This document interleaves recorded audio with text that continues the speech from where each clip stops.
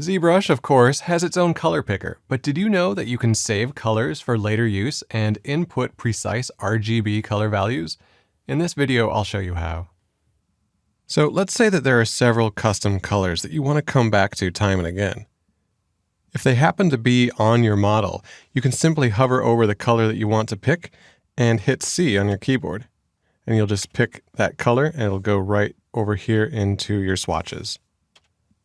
Now, if a color isn't currently in your swatches or on one of the models, you can go ahead and try to find it here in this color picker. However, this might not be as precise as you could hope. So what you can do instead is go up to Color and use the System Palette. Now, I'm using Windows. If you're on a Mac, this will probably look very different. But in here, you can pick colors a little bit more precisely. You can type in precise RGB values. So for example, if you need to match a color exactly from a file that you've got open in Photoshop, you can find those RGB values and then type them in here. Once you find a color that you really like, you can add it to custom colors. So let's go ahead and pick one of these custom colors, and then we'll find a color that we like and we can add it to custom colors. And that way we can come back and pick this at any time. However, there's one drawback to that.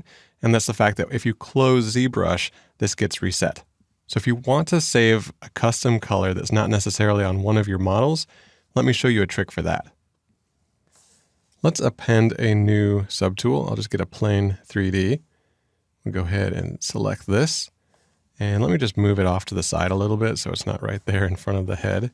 I'll just drag out a manipulator here and we'll just slide this over. Let's go ahead and fill this with a white color. Go back to draw mode, and to fill this, let's go into RGB. We'll go to color, fill object, and we also want to fill it with this material. So for example, if we switch to a different material, we want to keep this as the white material. So let's go back to white, and let's go to material now, color, fill object. So now let's see what happens if we switch to a different material. Okay, great. So now this is filled with a white material, so it's always going to stay white no matter what material we set anything else to. And now let's make this a paintbrush. So we'll go to RGB, we'll turn off Z add, so we're only painting with color. And then let's say we want a specific color, we could just paint that here onto this palette. Get different colors. And we could even blend these colors too. So if I hold down Shift, we'll go into smooth mode, and we can just turn off Z add on smooth, and we could just smooth between different colors as well. And then of course you could continue to work on the rest of your model, and then you can turn off that layer so it's not in the way. And if you ever need to have these colors, you can come back to them and then hit C as you're hovering over different colors to pick them and get them into your swatches.